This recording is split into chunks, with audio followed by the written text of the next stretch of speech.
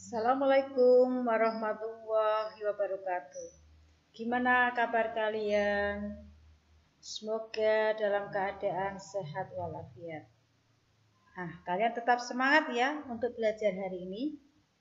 Ya, siapkan buku paket, IPA, dan buku tulis. Nah, pada kesempatan kali ini kalian memasuki pada bab keempat, yaitu mengenai suhu dan perubahannya. Nah, pernahkah kalian sakit demam? Bagaimana rasanya?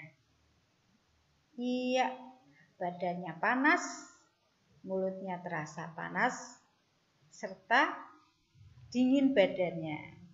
Nah, gimana rasanya? Enak enggak? Nah, tidak enak kan kalau kita sakit. Makanya kalian harus menjaga kesehatan. Pola makan sehat, cuci tangan sebelum makan, sudah makan, menjaga kesehatan dengan rajin berolahraga, serta menjaga lingkungan yang sehat.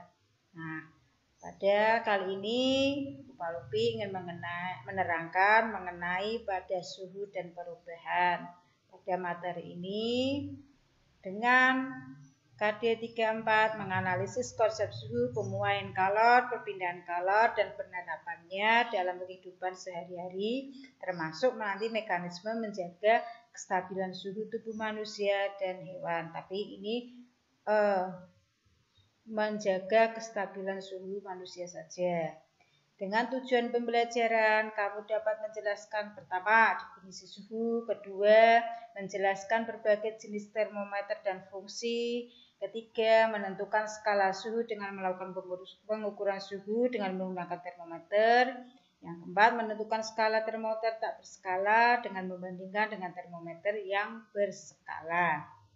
Nah, pada bagian pertama yaitu pada suhu. Nah, alat termometernya seperti ini, pernah lihat ya. Nah, suhu itu apa? Ukuran derajat panas atau dinginnya suatu benda. Nah, untuk mengukurnya suhu menggunakan alat termometer seperti ini. Yang kalian pernah lihat yang mana? Ini. Oh iya. Zat cair yang digunakan sebagai pengisinya pipa termometer yaitu menggunakan alkohol ataupun raksa. Kemudian pada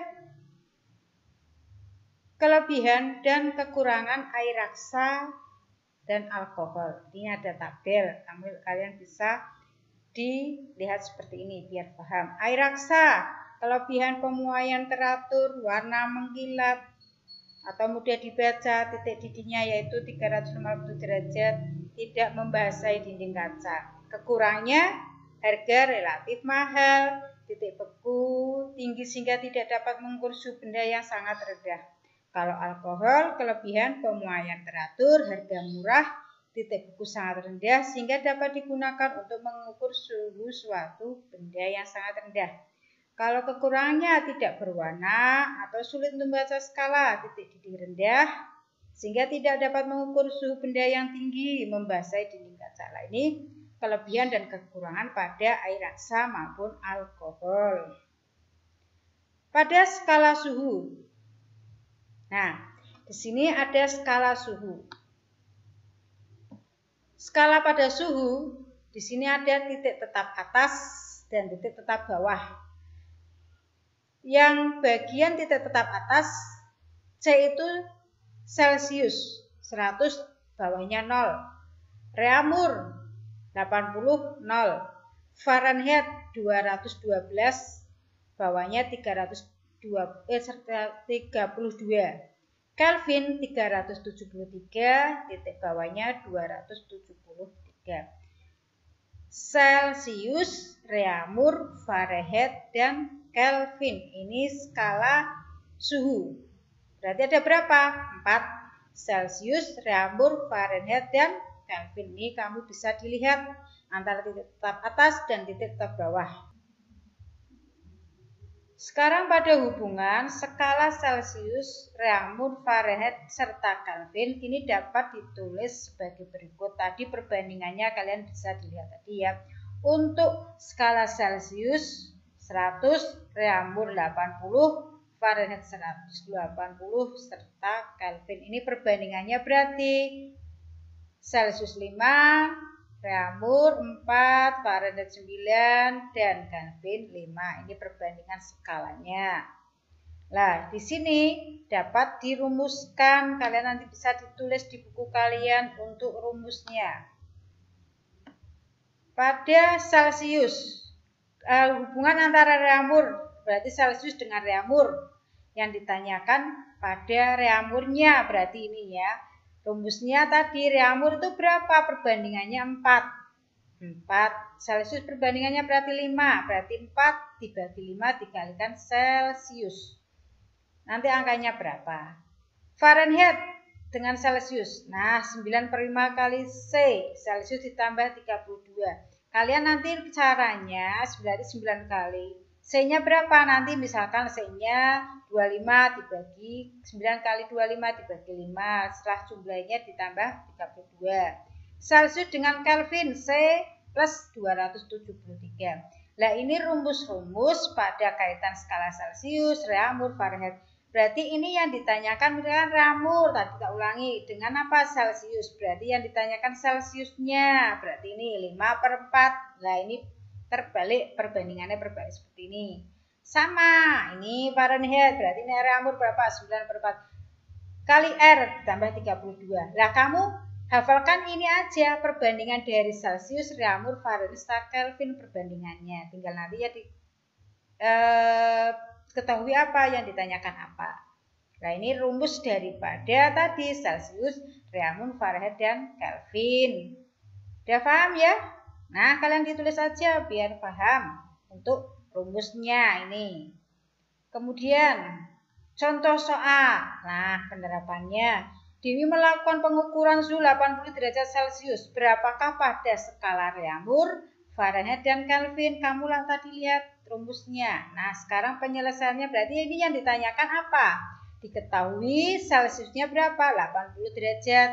Ditanya Reaumur, Fahrenheit, serta Kelvin. Nah, caranya 80 derajat Celcius, rumusnya 4/5 dikali C. Berarti 4 dikali 80 dibagi 5, hasilnya 64 derajat Reaumur. Yang kedua, 80 Celcius sama dengan berarti berapa? 9/5 dikali 80. 9 kali 80 dibagi 5 hasilnya 144 ditambahkan 32. Hasilnya 176 derajat Fahrenheit. Kemudian yang ketiga yang ditanyakan apa? Kelvin. Berarti 80 ditambah 273 hasilnya 353 derajat Kelvin. Nah, contoh soal pertama kalian semoga bisa memahaminya.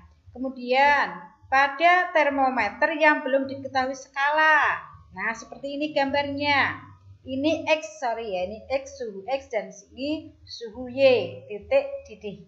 Atas XA, titik bekunya pada XB. Nah, rumusnya seperti ini. T itu suhu X. TB sama dengan TY min YB. XA min XB sama dengan YA min YB.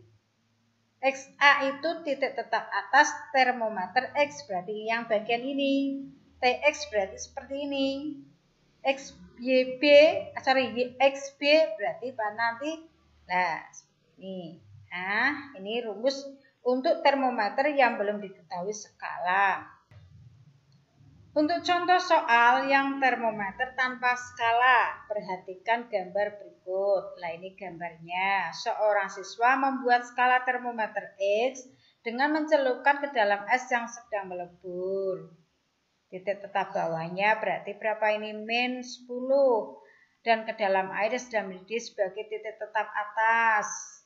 Termometer X dicelupkan dalam air yang bersuhu berapa? 20.